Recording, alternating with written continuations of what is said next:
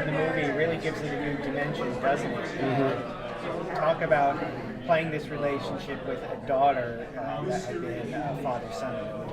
Well, I feel that the father-daughter relationship is the sweetest thing in the world. Everybody, can. If you've ever had it, I don't have a daughter, but I've always wanted one. Usually guys say, I want a son, like I want a mini me. And I'm like, yeah, I would want that, but I definitely want a daughter. I think it's so sweet. And so when I read the script, immediately that's what popped off to me was that it's that element is going to be so much stronger for a series, for people to, for us as actors to play out. Yeah. The thing that does freak me out is the idea that 1996 is the distant past. I know. That was my senior year of high school. And so for me, this is a blast. It's like literally walking back in time. The music, the look, the feel of it. I knew it so well. And Oasis Wonderwall is my opening song for me. And I was like, I got chills when that came on. Because that was like my song when I was driving in Iowa as a senior in high school, trying to get the nerve to move to California to be an actor. It was like, that, and so then there it was, like in this pilot. It's fun. It'd probably be, for me, that's the genre, that's the era I would want to play. And now I am. There seems to be a lot of nostalgia for the 90s right now. Well, everything comes back around. Remember, the 80s was popular. It comes with the wardrobe and styles and hair and all that stuff.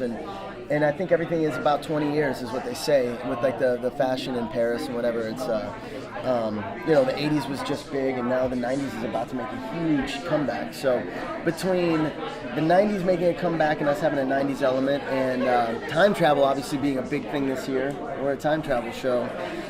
We hit it on the head with all that. We got really lucky that all those things are playing at the same time.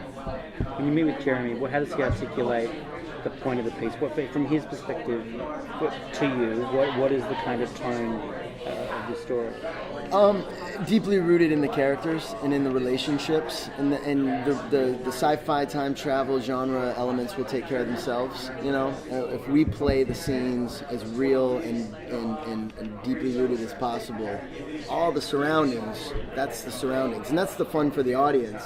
But we can't get caught up in that. We have to stay true to the words on the page and the dynamic of the relationships and our goals as characters. What's great about it is we have a very strong goal now, an objective that is going to give us a timeline, basically a time clock. I did a show called 24 back in the day, and I think everybody really liked the idea that there was a countdown, and we have that countdown in this show. We know exactly when my wife, Peyton's mom, goes missing, and so we know exactly what we have to do. It's awesome. She loves it over there.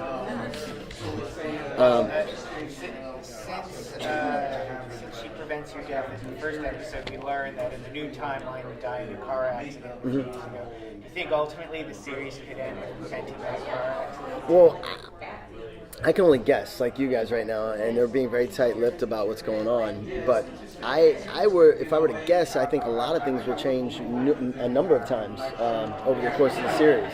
And what's cool about this for the writers is once you pass the pilot and you pass the foundation of what we took from the movie, now it's a choose your own adventure for the writers, because it's the butterfly effect. Really, like if they move one chip here, these chips go away. You move this chip here, those chips go away. So they can really kind of have the authority to change the future as many times in as many ways as they want. And that's got to be a blast and confusing for the writers. But also it's amazing because we don't know what's going to happen. Anything can happen, All of your scenes with your daughter are going to be played with the radio. Do you get to see any of Peyton's performance when you do those, or how does that work? Yeah, Peyton and I vowed for the pilot that we would be there for each other off camera for the whole thing, because it really makes a big difference. Peyton and I have been acting partners for 10 years. Nobody really knows that. But we've worked countless hours on so many things that we did get, so many things we didn't get. We'd never actually physically worked together in a scene on TV though until now, and so all that history and work that we put in really, I think, showed and came across in the bond that we had as father and daughter. So it was very important for us to because we had that bond and we know each other so well as actors, to be there for each other off camera. And I'm trying to do it for the whole series. It gets tougher because we're working so much faster on the series now than the pilot. So I was talking to her the other day about it. I said, let's at least for the beginning of the show, until we get it rolling, let's still do that, But regardless, I can hear her in my head. I've worked with her so much, I know how she would deliver it. But it always sounds better from her than probably a script supervisor off camera. So no offense, script supervisor. How would you describe Frank Sullivan, and to what extent is the man that he is in isolation tempered by the arrival of this new relationship with a daughter who is a voice? It just got so loud here, didn't it? Like everything was like that.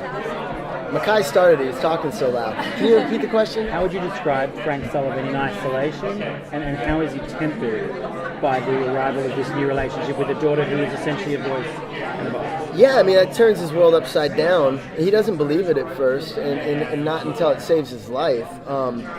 Frank is, what I love about Frank is he's the anti-hero. He's a flawed human being. And for me, personally as an actor, I was looking for, it's hard to find a lead role that's flawed. A lot of times they're, in a lot of ways, generic and perfect. And I'm not that guy. I never play that guy. So I knew I needed to find a guy who was flawed that you could get behind and root for, and that was Frank.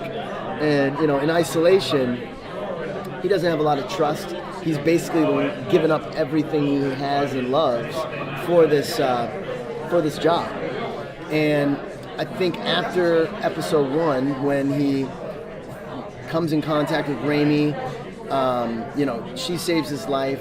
He realizes at that point forward, nothing else matters except finding the person that is going to do this to his wife, reconnecting with his daughter, and reconnecting with his wife. I mean, really, ultimately, it comes down to Frank realizes, like a lot of people realize, that at the end of the day, it's about family. That's all you really have, and the rest of this stuff doesn't really matter if it's all going to be taken away from you.